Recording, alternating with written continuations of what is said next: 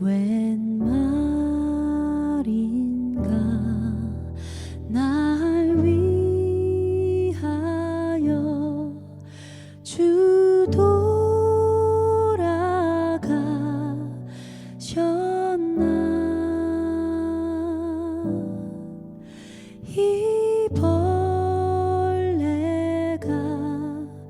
든 날 위해 은혜 받으셨나.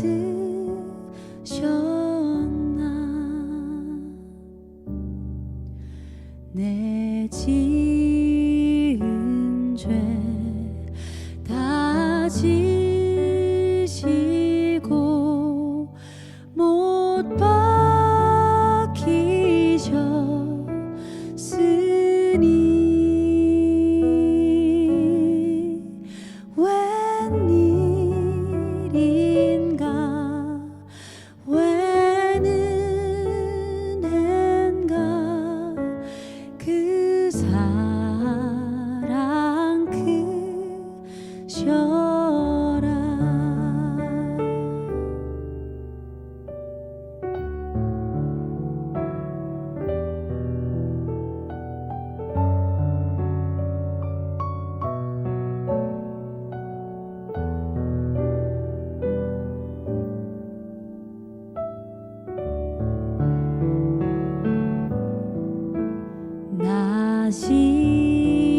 십자가 대할 때에 그 일이 고마워.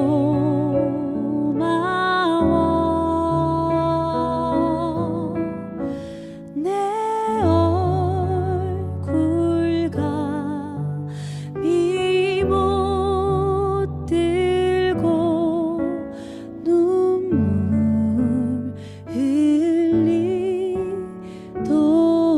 흘리도다. 늘 울어도 눈물로써 못 갚을 줄 알아. 몸 밖에 드릴 것 없어. 이 몸 바칩니다. 몸 밖에 드릴 것 없어.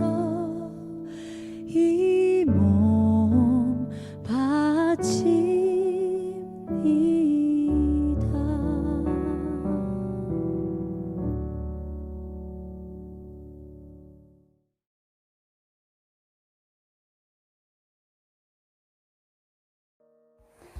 교동문 66번 시편 150편. 할렐루야. 그의 성소에서 하나님을 찬양하며 그의 권능의 공창에서 그를 찬양할지어다. 그의 능하신 행동을 찬양하며 그의 지극히 위대하심을 따라 찬양할지어다. 나팔 소리로 찬양하며 비파와 수금으로 찬양할지어다. 소고치며 춤추어 찬양하며 현악과 퉁소로 찬양할지어다. 큰 소리 나는 제금으로 찬양하며 높은 소리 나는 제금으로 찬양할지어다. 호흡이 있는 자마다 여호와를 찬양할지어다. 할렐루야. 아멘.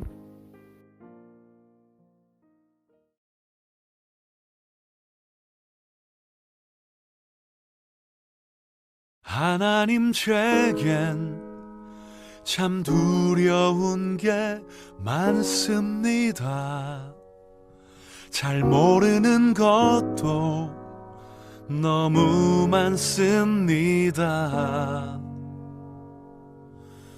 부끄러운 일은 헤아릴 수도 없고 지치고 힘든 때에도 그때도 의연한 척해야 할 때도 있습니다.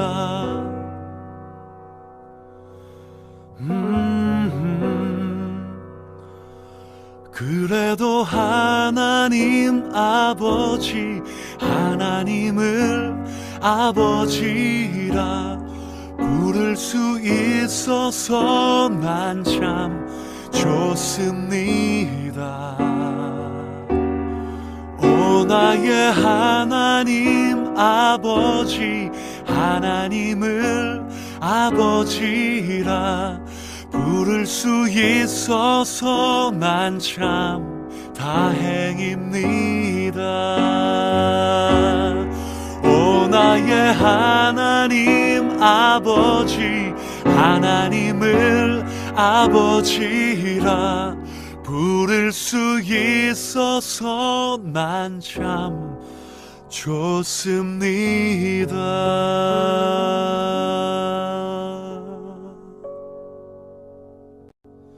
나보다 나를 잘 아시는 아버지, 내 모습 이대로 사랑하시네. 날 바라보시며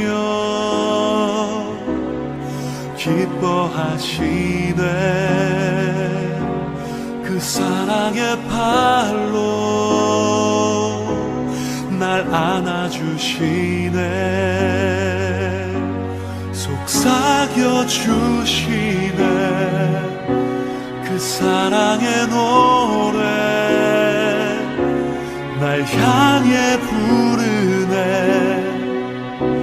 아버지의 노래.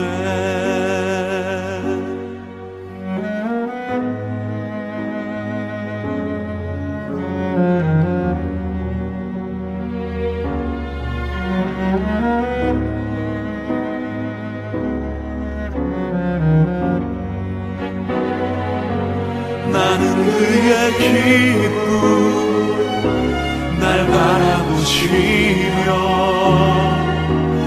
기쁨에 겨워 노래하시네. 속삭여주시네.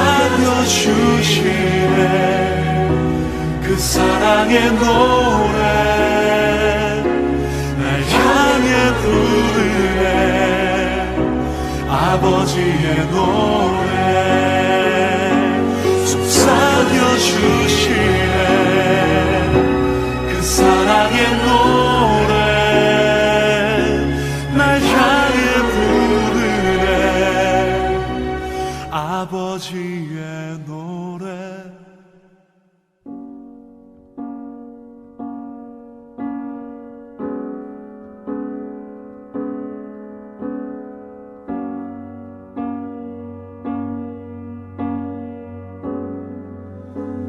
너는 나의 기쁨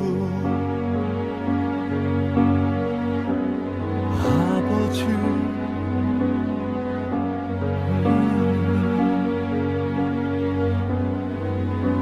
너는 나의 사랑,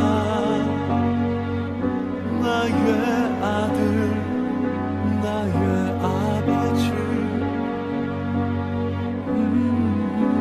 너는 나의 노래 라라라라 라라라라 아버지. 그 무엇과도 널 바꿀 수 없네.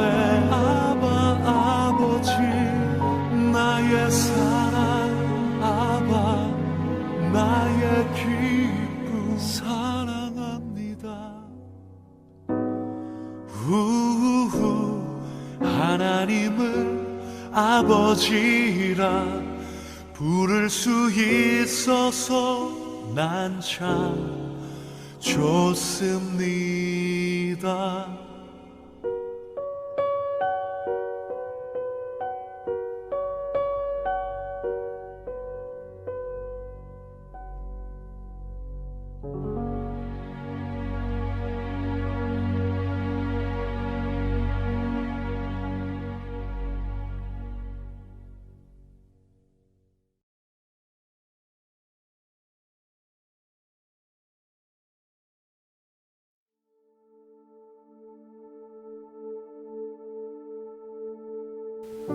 박해로 예루살렘을 떠난 빌립은 사마리아에 도착했습니다.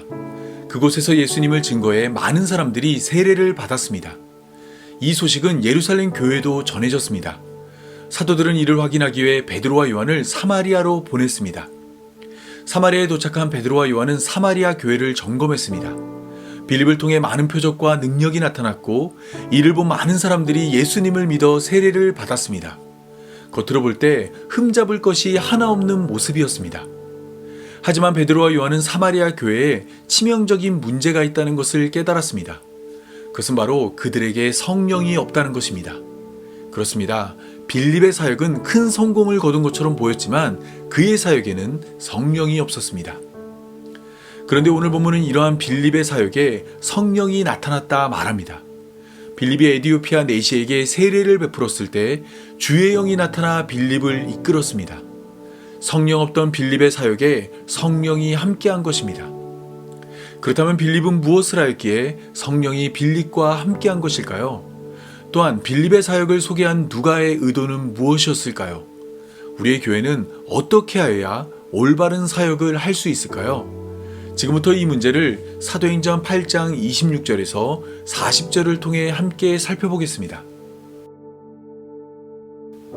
오늘 본문을 이해하기 위해서는 가장 먼저 사도행전의 흐름을 이해해야 합니다. 사도행전은 유대인에게서 시작된 복음이 이방인으로 흘러가는 모습으로 구성되었습니다. 이때 그 흐름은 여러 가지 단계를 거칩니다. 예수님과 함께 했던 120명을 시작으로 복음은 점차 히브리파 유대인에서 헬라파 유대인으로 번져갔습니다. 그 외에는 사마리아로 대표되는 부정한 유대인들에게 복음이 전해졌습니다. 그 후에는 예루살렘을 찾은 에디오피아 내시에게 복음이 전해졌고 그 후에는 교회를 박해하던 바울에게 복음이 전해졌으며 그 후에는 경건한 이방인 고넬료에게 복음이 전해졌습니다. 그리고 그 이후에는 바울의 전도 여행을 통해 이방인들에게 복음이 전해졌습니다. 단계적으로 차근차근 복음의 소용돌이가 그 세력을 확장했습니다. 오늘 본문은 이러한 흐름 가운데 예루살렘을 찾은 에디오피아 내시를 소개합니다. 여기서 말하는 에디오피아는 검은 피부 혹은 흑인을 지칭하는 단어로 구약 성경에 등장하는 구스의 후예들로 여겨집니다. 때문에 지리적으로 정확하게 일치하지는 않지만 구약의 구스는 신약의 에디오피아로 볼 수 있습니다. 당시 에디오피아는 간다게라는 왕조가 다스렸습니다. 간다게는 로마의 가이사나 애굽의 바로와 같이 왕을 지칭하는 말로 사람의 이름이 아니라 왕을 부르는 호칭입니다. 간다게 왕조는 목의 왕조를 가지고 있었습니다. 태양의 아들인 왕은 세속적인 국가 운영에 참여하지 않고 왕의 어머니가 왕을 대신해 나라를 통치했습니다.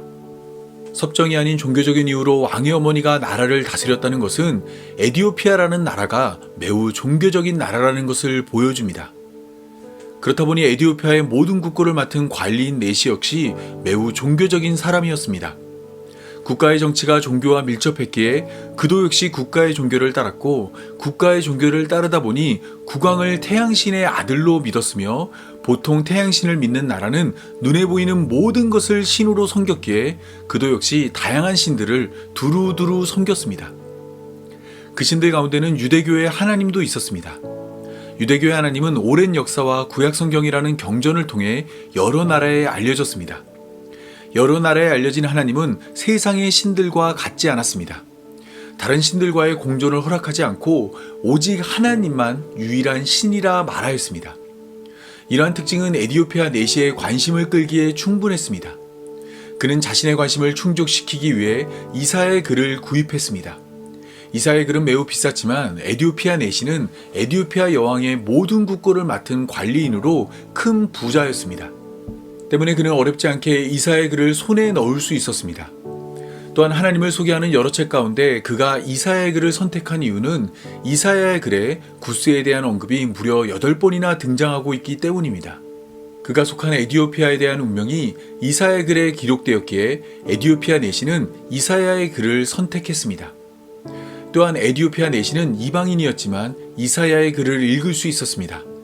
당시에는 히브리어로 쓰여진 성경을 헬라어로 번역한 70인형 성경이 있었기에 교육받은 에디오피아 내시는 로마의 공용어로 번역된 이사야의 글을 읽는데 어려움이 없었습니다.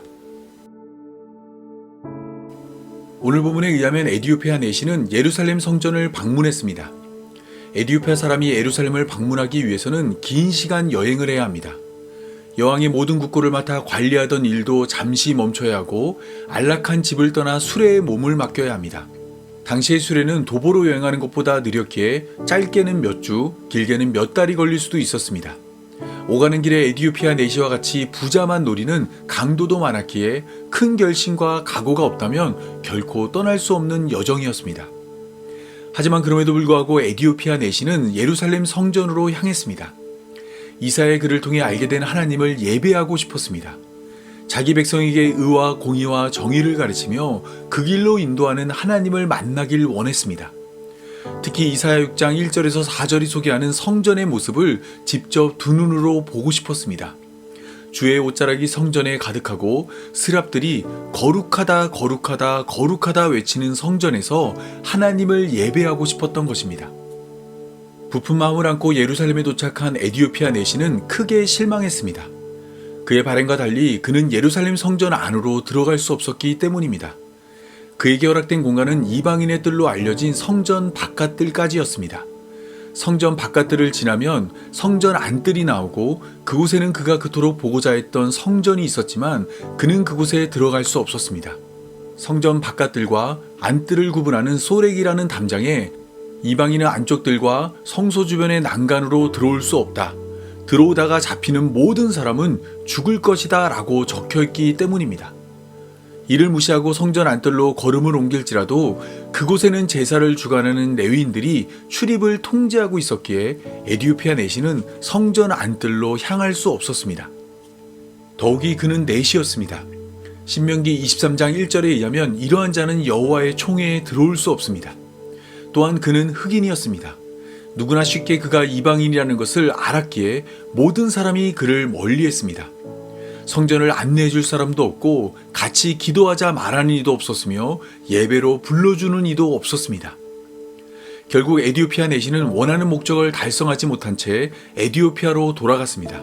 집으로 돌아가는 길에 그는 수레에서 이사야의 글을 읽었습니다. 알베르토 망구엘의 독서 역사를 보면 동서양을 막론하고 10세기 전까지 대부분의 사람들은 소리를 내서 글을 읽었다고 합니다. 글을 읽으며 소리를 내지 않는 것은 속을 알 수 없는 위험한 행동으로 간주되었습니다. 따라서 에디오피아 내시가 집으로 돌아가는 길에 이사야의 글을 읽었다는 것은 소리 없는 묵독이 아니라 소리내는 낭독을 했다는 말입니다. 에디오피아 내시의 낭독은 수레 근처에 있던 빌립을 불러왔습니다. 원래 빌립은 박해를 피해 사마리아에 있었습니다. 그곳에서 많은 표적과 능력을 행하여 예수님을 증거했고 많은 사람들이 예수님을 믿어 세례를 받았습니다. 빌립의 사역은 큰 성공을 거둔 것처럼 보였습니다. 하지만 예루살렘에서 온 베드로와 요한은 빌립의 사역에 성령이 없다는 것을 확인했습니다.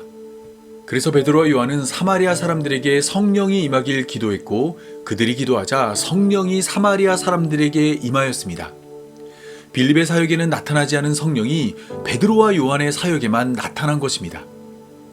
빌립은 반드시 이 문제를 해결해야 했습니다. 성령 없는 그의 사역은 속빈 강정과 같기 때문입니다.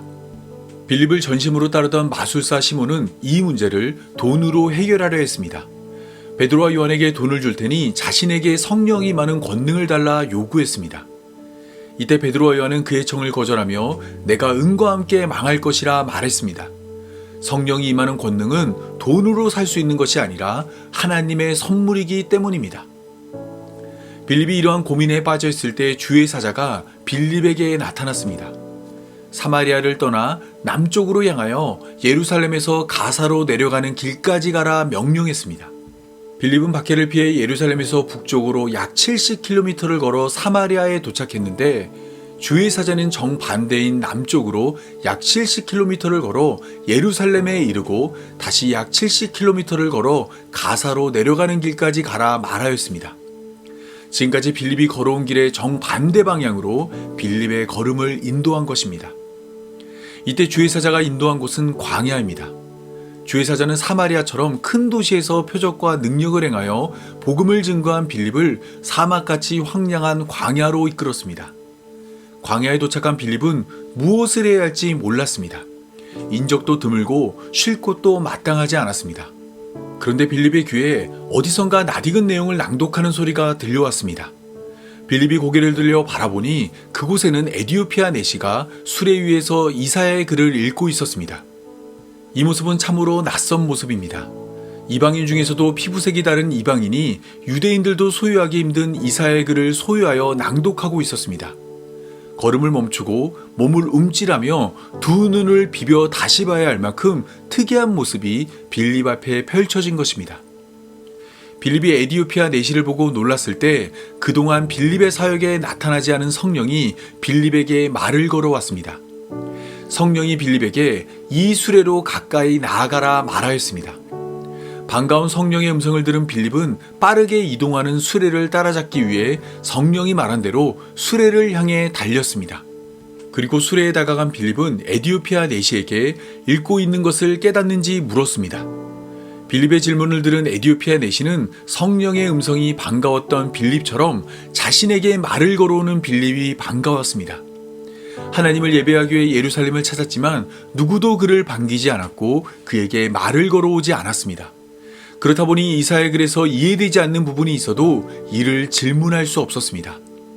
때문에 에디오피아 내시는 빌립에게 지도해주는 사람이 없으니 어찌 깨달을 수 있느냐라고 답했습니다. 여기서 지도해주는 사람이란 단어는 우리말로는 잘 표현되지 않지만 미완료 형태로 쓰여 계속해서 지도해주는 사람을 가리킵니다. 그동안 에디오피아 내시는 계속해서 지도해줄 사람을 원했지만 그러한 사람을 찾지 못했던 것입니다. 그래서 에디오피아 내시는 빌립을 수레에 태웠습니다.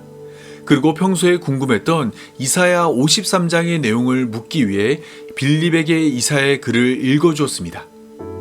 그가 도살자에게로 가는 양과 같이 끌려갔고 털 깎는 자 앞에 있는 어린 양같이 조용한 같이 그의 입을 열지 아니하였도다. 그가 굴욕을 당할 때 공정한 재판도 받지 못하였으니 누가 그의 세대를 말하리요. 그의 생명이 땅에서 빼앗김이로다. 에디오피아 내시는 이사야 53장이 소개하는 그가 누구인지 알고 싶었습니다. 이사야 본인을 가리키는지 아니면 다른 사람을 가리키는지 빌립에게 물었습니다. 에디오피아 내시가 궁금했던 이사야 53장은 고난받는 종에 대한 내용을 다루고 있습니다. 고난받는 종은 다양한 모습으로 소개됩니다. 일단 외형적으로 고난받는 종은 주 앞에서 자라나기를 연한 순 같고 마른 땅에서 나온 뿌리 같아서 고운 모양도 없고 풍채도 없으며 우리가 보기에 흠모할 만한 아름다운 것이 없습니다. 그의 삶은 멸시를 받아 사람들에게 버림받았으며 강고를 많이 겪었고 질고를 아는 자라 마치 사람들이 그에게서 얼굴을 가리는 것 같이 멸시를 당하였고 그의 백성도 그를 귀히 여기지 않았습니다. 그는 실로 우리의 질고를 지고 우리의 슬픔을 당하였지만 우리는 생각하기를 그가 징벌을 받아 하나님께 맞으며 고난을 당한다 생각합니다. 그가 찔림은 우리의 허물 때문이고 그가 상함은 우리의 죄 때문입니다. 그가 징계를 받음으로 우리는 평화를 누리고 그가 채찍에 맞음으로 우리는 나음을 받습니다. 우리는 다 양 같아서 그릇 행하여 각기 제길로 갈 때 하나님께서 우리의 모든 죄악을 그에게 담당시켰습니다. 이와 같이 이사야 53장이 소개하는 그는 고난받는 하나님의 종입니다. 그 종의 모습은 무력하다 못해 무능해 보입니다. 아름다운 것도 없고 강하지 않으며 다른 이의 질고를 짊어져 억울해 보입니다. 이러한 종의 모습은 그동안 유대교가 기대했던 하나님의 종과 정반대의 모습입니다. 하나님의 종은 모세처럼 탁월하고 다윗처럼 강하며 하나님과의 친밀함으로 공의를 행할 것이라 생각했습니다. 그런데 이사야 53장은 하나님의 종이 고난을 받을 것이라 말합니다. 유대교가 기다렸던 하나님의 종과 다른 하나님의 종이 나타난 것입니다. 때문에 지금까지도 유대인들은 이사야 53장을 금지된 장으로 여깁니다. 이사야 53장을 강론하지 않고 이사야 53장의 존재 자체를 숨깁니다. 피치 못해 이사야 53장을 해석할 때는 고난받는 종을 나라를 뺏겨 고난을 받은 이스라엘로 이해합니다. 하나님은 분명 이스라엘이 죄를 지어 나라를 뺏겼다 말하였는데 그들은 죄 없는 이스라엘이 인류의 죄를 짊어져 나라를 뺏겼다 주장합니다. 분명 이사야 53장에 대한 이러한 해석은 설득력이 부족합니다. 더 정확히 말하자면 설득력이 없습니다. 만약 이러한 주장이 설득력 있었다면 유대인들은 이사야 53장을 금지된 장으로 분류하지 않았을 것입니다. 더 많이 읽고 더 많이 알려 이스라엘이 거룩한 백성이고 흠없는 나라라는 것을 선전했을 것입니다. 하지만 이스라엘 백성들은 이사야 53장을 뒤로 감추는 데 급급했습니다. 이사야 53장을 이해할 수 없고 이사야 53장이 소개하는 하나님의 종은 그들이 기대하는 하나님의 종이 아니기 때문입니다. 이러한 배경 아래 이사야 53장을 읽은 에디오피아 내시가 고난받는 종이 누구인지 궁금해하는 것은 당연한 일입니다. 나름 높은 지위에 올라 많은 사람을 만나보았지만 에디오피아 내시는 이사야 53장이 소개하는 고난받는 종과 같은 이를 만나본 적이 없습니다. 나라의 살림을 관리하며 여러 나라의 이야기를 들었지만 이러한 사람에 대한 이야기는 들어본 적이 없습니다. 지금까지 그가 보고 듣고 만난 자들은 신과 가까울수록 모든 것이 형통했습니다. 병든 것은 나음을 입고 약한 것은 강해지며 부족한 것은 차고 넘쳤습니다. 그런데 이사야 53장이 소개하는 고난받는 종은 그렇지 않았습니다. 그는 다른 이의 질고를 짊어졌고 억울한 죽음 앞에서도 그것이 당연한 것처럼 침묵했습니다. 세상 그 어디에도 존재하지 않을 것 같은 사람이 이사야 53장에 소개되었습니다. 그래서 에디오피아 내시는 그 사람이 누구인지 궁금했습니다. 그 사람이 왜 이러한 일을 겪었는지 알고 싶었습니다. 이러한 이유로 에디오피아 내시는 빌립에게 이사야 53장이 가리키는 그는 누구인지 물었습니다. 에디오피아 내시의 질문을 들은 빌립은 입을 열어 고난받는 종이 누구인지 가르쳤습니다. 빌립의 입을 통해 소개된 고난받는 종은 예수님입니다. 예수님은 이사야 53장이 소개한 고난받는 종과 정확히 포개지는 인물입니다. 더하거나 뺄 것 하나 없이 모든 것이 완벽하게 예수님과 들어맞았습니다. 때문에 빌립의 설명을 들은 에디오피아 내시는 놀랄 수밖에 없었습니다. 먼저 쓰여진 이사야의 글이 예수님을 보고 쓰여진 것처럼 자세히 예수님을 설명하고 있었기 때문입니다. 하지만 빌립의 가르침은 여기서 끝나지 않았습니다. 빌립은 이 글에서 시작하여 모든 이사야의 글이 예수님에 대한 글이라는 것을 가르쳤습니다. 뿐만 아니라 모세와 모든 선지자의 글도 역시 예수님을 설명한다 말해주었습니다. 성경이 담고 있는 하나님의 비밀인 예수 그리스도를 에디오피아 내시에게 밝히 드러내 깨닫게 한 것입니다. 예수님을 그리스도로 믿게 된 에디오피아 내시는 벅찬 마음을 감출 수 없었습니다. 그를 둘러싼 수많은 문제들이 예수님 한 분으로 말미암아 모두 해결되었습니다. 예수님 전으로 기원전과 기원후가 나눠지는 것처럼 성경에서 예수님을 깨닫는 에디오피아 내시는 삶의 분기점을 만났습니다. 결코 뒤로는 돌아갈 수 없는 새 생명을 얻은 것입니다. 때문에 에디오피아 내시는 빌립에게 먼저 세례를 요구했습니다. 보라, 물이 있으니 내가 세례를 받음에 무슨 거리낌이 있느냐라고 말했습니다.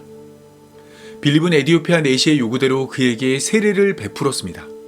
당시의 세례는 입교의 과정 중 하나였습니다. 예수님을 향한 믿음을 고백한 후 세례를 통해 교회가 되었습니다. 따라서 에디오피아 내시가 세례를 받았다는 것은 그도 역시 예수님을 믿는 교회가 되었다는 것을 보여줍니다. 유대인으로만 구성되었던 교회에 처음으로 피부색이 다른 이방인이 함께하게 된 것입니다. 빌립과 에디오피아 내시가 무리로 올라왔을 때 주의 영이 이들 앞에 나타났습니다.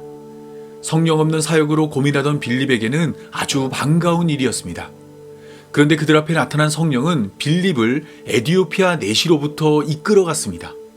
여기서 이끌어간다는 표현은 헬라어로 어떤 것을 재빠르게 채간다는 뜻입니다.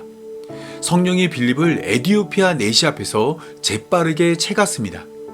엠마오로 가던 제자에게 나타났던 예수님이 갑자기 사라진 것처럼 에디오피아 내시 앞에 있던 빌립도 갑자기 사라지게 된 것입니다. 이런 일이 일어난 것은 결코 우연이 아닙니다. 사마리아에서 빌립이 세례를 베풀었을 때 마술사 시몬은 빌립을 전심으로 따랐습니다. 본래 세례를 받는다는 것은 예수님과 하나 되는 것이지만 그는 빌립과 하나 되길 원했습니다. 표적과 능력을 행하는 빌립을 따라다니며 빌립과 같은 사람이 되고 싶었습니다. 이러한 모습은 잘못된 것이지만 빌립은 이를 거절하지 않았습니다. 마술사 시몬이 자신을 떠나 예수님과 하나 되는 것을 가르치지 않았습니다. 계속해서 마술사 시몬이 자신을 전심으로 따르도록 내버려 두었습니다. 때문에 하나님은 이러한 빌립을 가르쳐야 했습니다.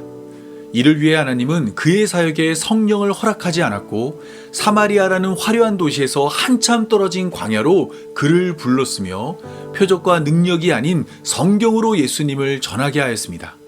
그리고 이를 통해 오직 하나님의 말씀으로 복음을 전할 때 성령이 임한다는 것을 알게 하였고 주의 영으로 그를 사라지게 하여 에디오피아 내시가 전심으로 그를 따를 수 없게 만들었습니다. 누군가 교회가 된다는 것은 빌립의 제자가 되는 것이 아니라 예수님의 제자가 되는 것임을 깨닫게 한 것입니다. 또한 하나님은 에디오피아 내시를 가르쳤습니다. 이를 위해 하나님은 에디오피아 내시를 머나먼 에디오피아에서 예루살렘으로 불렀습니다. 집으로 돌아가는 길에는 빌립을 이끌어 성경을 깨닫게 하였습니다. 물론 그에게 성경을 가르쳐줄 빌립이 사라진 것은 안타까운 일입니다. 하지만 그럼에도 에디오피아 내시는 실망하지 않았습니다. 오히려 빌립이 사라진 후 에디오피아 내시는 기쁘게 집으로 돌아갔습니다. 그의 두 손에는 예수님을 담고 있는 하나님의 말씀이 있었고 이제는 그를 가르쳐줄 성령이 그와 함께하기 때문입니다. 지금까지의 말씀을 정리해 보겠습니다. 표적과 능력을 행하던 빌립의 사역에는 성령이 없었지만 말씀을 나눈 빌립의 사역에는 성령이 있었습니다.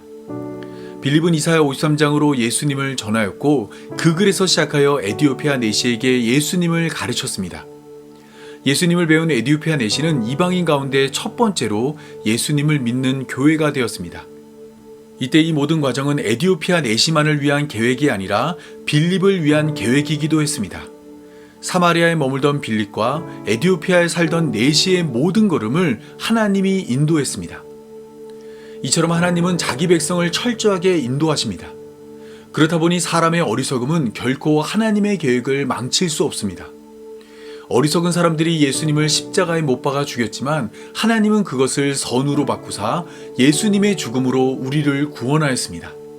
탁월한 학자들이 모인 사내들인 공회가 지혜를 모으고 가장 가까웠던 제자들이 배신해도 하나님의 계획은 실패하지 않습니다. 하나님의 어리석은 것이 사람의 지혜로운 것보다 낫고 하나님의 약한 것이 사람의 강한 것보다 낫기 때문입니다. 따라서 이러한 하나님의 계획이 우리를 향했다는 것은 은혜 중에 큰 은혜입니다. 하루에도 수십 번, 수백 번 어리석은 선택을 하지만 그것이 우리의 구원을 흔들 수 없습니다. 하나님의 손에 붙들린 우리는 반드시 하나님이 원하는 자리에 설 것입니다. 더러운 오물을 뒤집어서도 우리를 와라가나주고 깊은 산속에서 길을 잃어도 우리를 반드시 찾아내며 죄가 만들어낸 우리의 어마어마한 빚도 모두 갚아주십니다. 우리가 믿는 하나님은 바로 그러한 하나님입니다. 세상 그 어디서도 발견할 수 없고 세상 그 누구와도 비교할 수 없는 사랑으로 우리를 사랑하는 분입니다. 그 사랑이 우리를 향했고 그 사랑이 우리에게 왔으며 그 사랑이 우리와 함께합니다. 이 사실을 믿음으로 끊이지 않는 환난 가운데 구원만큼은 견고하게 흔들리지 않는 성도의 삶이 되기 바라며 오늘 말씀 맺겠습니다. 다 함께 기도하겠습니다. 우리를 사랑하는 하나님, 우리를 택해 주셔서 감사합니다.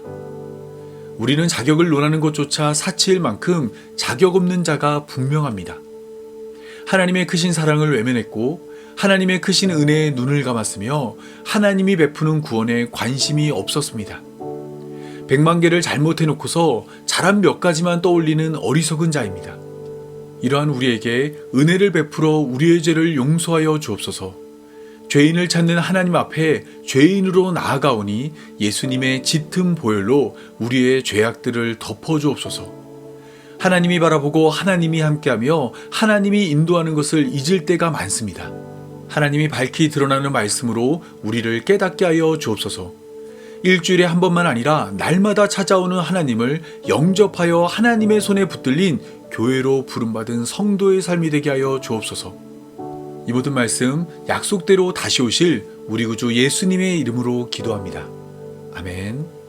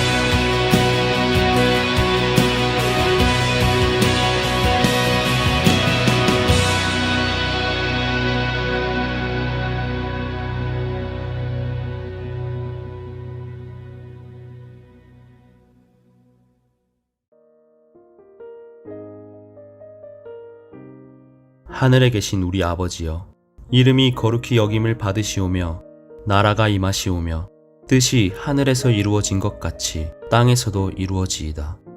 오늘 우리에게 일용할 양식을 주시옵고 우리가 우리에게 죄 지은 자를 사하여 준 것 같이 우리 죄를 사하여 주시옵고 우리를 시험에 들게 하지 마시옵고 다만 악에서 구하시옵소서. 나라와 권세와 영광이 아버지께 영원히 있사옵나이다. 아멘.